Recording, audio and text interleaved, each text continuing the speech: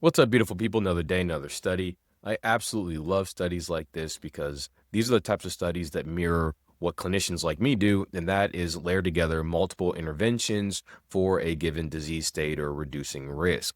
For example, if someone has diabetes, then we're looking at nutrition and exercise and stress management and sleep, looking at medications and targeted supplementation, all of that, and coming up with a comprehensive holistic plan.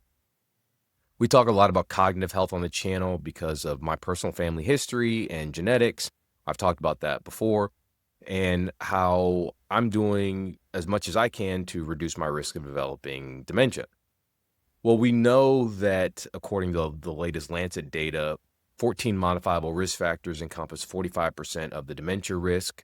And previous randomized controlled trials have looked at putting together multiple interventions and showed pretty good outcomes. So, this was that here in the US. It was a randomized controlled trial with two different interventions in older individuals at risk for developing dementia.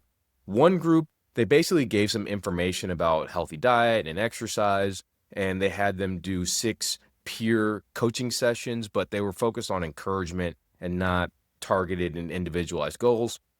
The other group got a much more intensive intervention where they had on-site workouts, aerobics, strength training, balance exercises. They got information about the MIND diet. We've talked about MIND before in studies.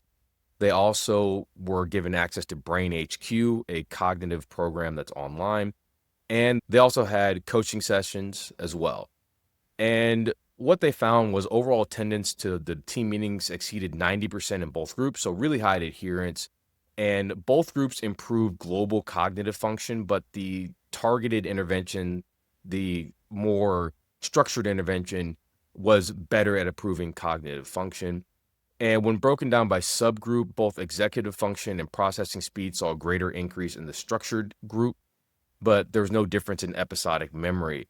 And what another key point here is there was no difference when the groups were broken down by ApoE4 status. So even those with a higher genetic risk saw the same cognitive benefit as those who didn't. And a 4-year follow-up is planned when they're going to look at other biomarkers. So this is a really encouraging study. We've seen this play out in the literature over the last couple of years. And I think digital interventions and AI will really help with this, getting people access to these multimodal interventions. I'm an investor and advisor in a company called Salus that does this, and I invested for this reason because data showing outcomes like this.